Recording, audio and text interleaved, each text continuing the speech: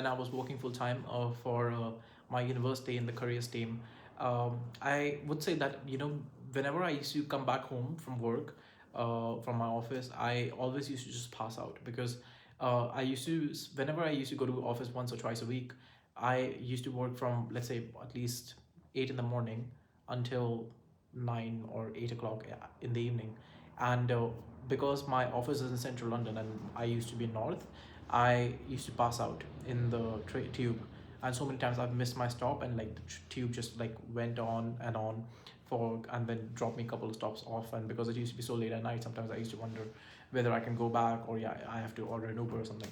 So this happened a couple of times, and I realized that I really want to just spend full time uh, and full dedication on my startup, and that's what I truly love.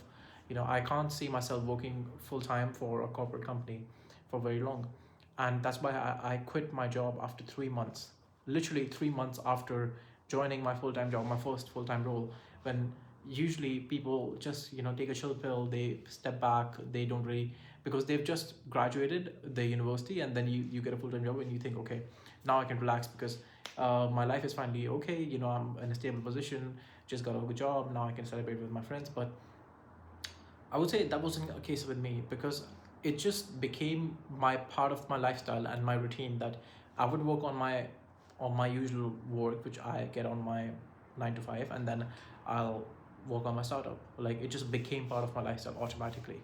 It was never a question whether, if I was not working on my startup, I was working on either starting a YouTube channel, which I started about 3 months ago, and or my podcast, which I started about 5 months ago.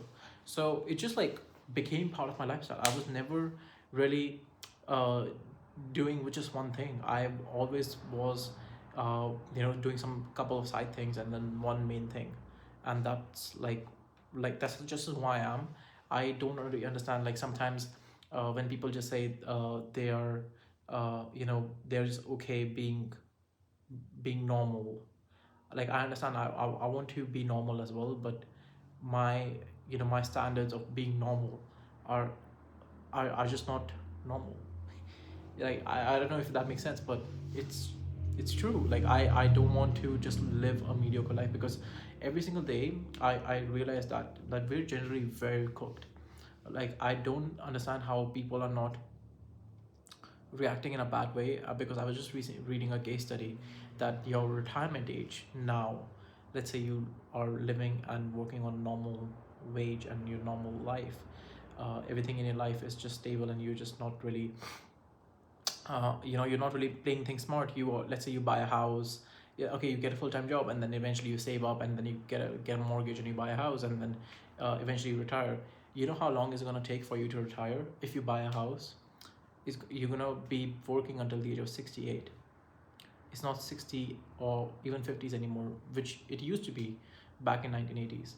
But now, because of inflation and how much your salary has raised, an average salary of someone who's working full time after college or university, the average salary and the average amount of wage is like, the inflation has like crossed with the house prices and everything, basically everything. I think everybody knows that. But the retirement age of someone living in UK, living and working in UK now, is 68 rather than 60. Like, 8 years more you're gonna have to work. And probably by the time you, let's say I'm 21 right now, by the time let's say if I was working a full-time job and everything, and by the time I'm 60, 62, it could be 80s by then. You never know, because fucking hell, the inflation is rising so, like, it's, everything is expensive nowadays. Like, I don't think how people are not reacting this in a weird way. Like, how is things so normal, but everything is so much more difficult and more expensive nowadays. If you have just 30 to 40% of more dedication and more focused time than anyone else, you'll just crush the competition, because people are brain rotted these days.